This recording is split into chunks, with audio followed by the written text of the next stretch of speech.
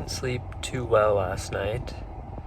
There was a lightning and thunderstorm going on, and it was like every time it would touch down, it was like a flashbang was going off in my room. Pretty exciting shoot today.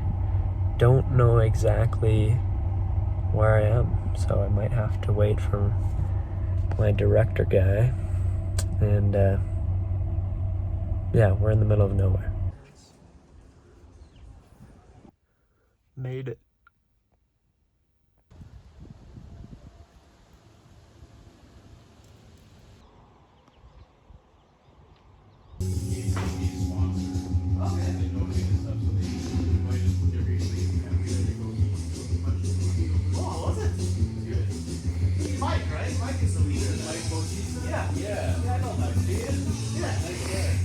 What do you gotta say? I don't know, man. I'm super pumped for this spot. You know, Eric's the best, so we got the best DP in town. So Fuck yeah. That was Ethan. He is directing this exciting new project. So we shot on my Blackmagic Pocket Cinema camera 6K Pro, paired up with the Sigma 18-35, and then we used the company that Ethan works for. We were luckily able to get a lot of their gear and a lot of lights for them. This was the C70 Canon and a Laowa 35mm f.95, but we're definitely more at like a f2.5 or something now. We had these smaller tube lights from Aperture, which were great because you can connect them to your phone, and they're of course full RGB and bicolor. And then some Aperture MCs in these lockers. But we decided to scrap the light bars in the back, as they kind of just looked like light bars that we just placed there. They weren't super motivated, so we just ended up doing some ambient off this. I believe it's called a cream source light, and we just kind of bounce that off the ceiling. For the overhead, that was like a hair light kicker. It was this Godox, and it's got like a stupid name, but it's about a 4x1 LED matte style light, and it's nice. It's got softbox grid, but we had to skirt it out quite a bit with, like, as you can see, just like literally a black t-shirt, and then like the black cloth from like a V-flat bag, and then we just clamped those on, which that was like super clutch. I didn't realize before the shoot, like, man, you gotta just like find some different black materials, whether it's something like this or like a garbage bag or like black curtain, and just makes a big difference if you can actually control your light like this, especially when we're trying to balance it, like with this key that's coming from this Zhiyun light. But that Zhiyun light is crazy. It was like 300 watts output. I think we put it at like 15% to balance it, and it's like at the tiniest light ever.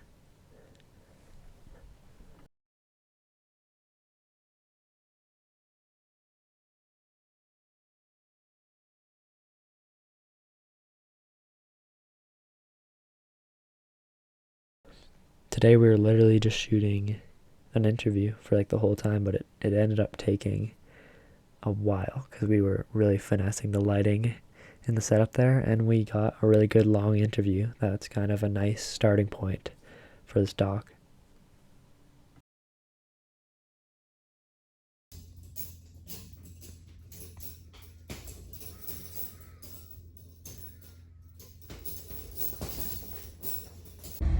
Alright, we've wrapped up one day of shooting this boxing documentary. It's about a trainer for boxing and UFC fighters. Today we were filming an interview with him that actually took up way longer than we thought it would. We thought we were going to get some B-roll of the space as well, but we're going to save that for another day. But interview went sick. Lighting was fucking awesome. That is like some of my favorite stuff I've shot as far as interview goes. I'll try to put a frame up in here. Yeah, now we kind of have somewhat of an idea of where we could take this film, because it's kind of a documentary, so we got to kind of see how the story unfolds. But I'm looking forward to future shoot days on this and what could potentially happen. So be trying to document more of it. So what I'm finding with film is that you can't get paid to level up, which is kind of obvious after you figure it out. But basically what I mean is that no one's gonna pay you to do a job. Like usually, sometimes you'll get the odd opportunity if you can kind of prove yourself in other ways, but usually you're not gonna get hired and get paid a normal rate to do something that you have no proof of work, no real experience doing. So you have to, I'm just gonna harp on it every video, doing spec work, doing work basically for free. Today's shoot, I don't know if I mentioned it, but that was for free. But obviously definitely a thing that's very worth it to me, because I haven't really done much documentary stuff. And like DPing a project like this is fucking sick. So, but hey, I don't really have any of that kind of work under my belt. So if there's someone with a proper budget out there, like hell no, they're hiring me on like a full day rate to do this. Like, and plus, like I don't even know, I wouldn't even have the confidence in myself yet, because I haven't put in the practice. Like after we do this whole production, if it's like multi-days and we complete it and everything, then I'll actually feel a sense of confidence and a sense that I'm actually prepared. My lesson is that do spec work so that one, you're prepared for when an opportunity comes your way, and two, people are willing to pay you for your skills. Also, don't just do free work for no reason. Make sure it's actually valuable to you. Make sure it's actually valuable to you, and it could be something that's mutually beneficial, because otherwise you're just going to get taken advantage of, and you're just going to kind of ruin the industry for other people who could be getting paid.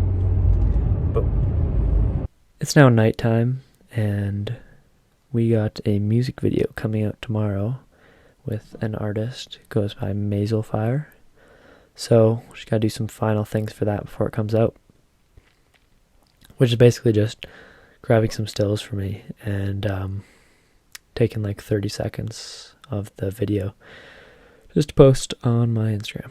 Okay, so timeline's pretty nuts. We had a couple other VFX, a couple other editors do some VFX on this, but I'm gonna go back to my director's cut and then just grab the most cinematic motherfreaking stills.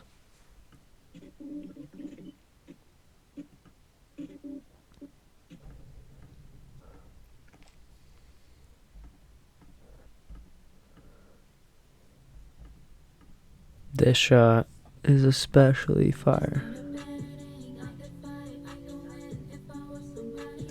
Like, bro, what?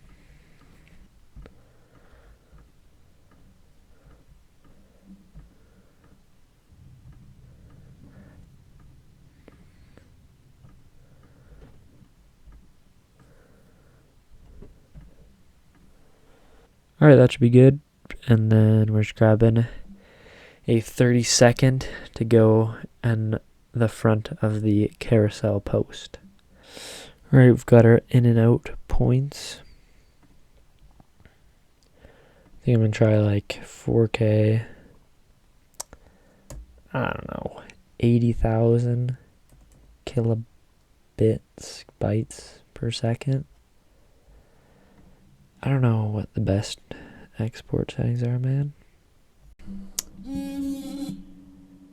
Oh, that wasn't a good noise. Okay, thanks for watching.